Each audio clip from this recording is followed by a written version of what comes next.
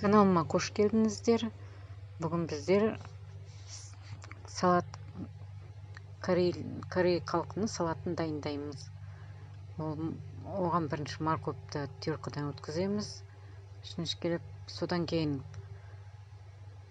қиярды, болгар перецін, қызанақты жіңішкелеп тураймыз. Болгар перецін ақ жерлерін алып тастаңыздар, тазалап үшін. Содан кейін жіңішкелеп турап шығыңыздар.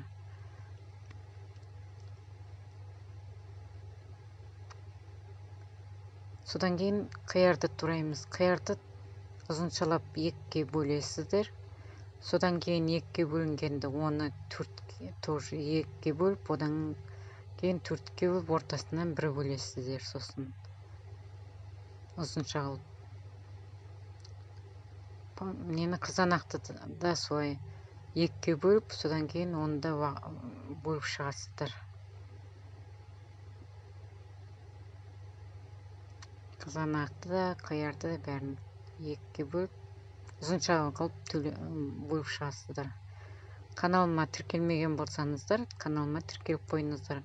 Болашақта өздеріңізге жаңадан салынған видеолар шығып тұратын болады. Енді жаңағы тартылған сәбізімізге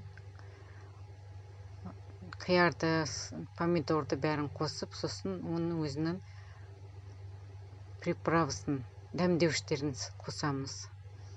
Бұны тұз қоспаңыздар, неге десем, дәмдеуіштің өзінің тұзы бар. Сосын сарымсақты терканың жіңішке түріне өткізіп, сарымсақ қосамыз. Содан кейін қайнап, қатты қыздырған қайнап шағу майды құйып араластырамыз.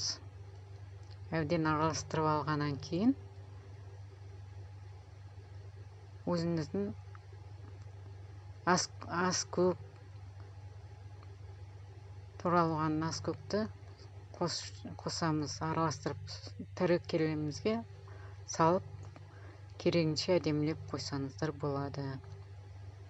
Оның үстіне кунжут шағуын себеміз, сосын үстіне әдемі сән беріп тұру үшін. Каналыма қош келдіңіздер. Тіркеліп қойыңыздар.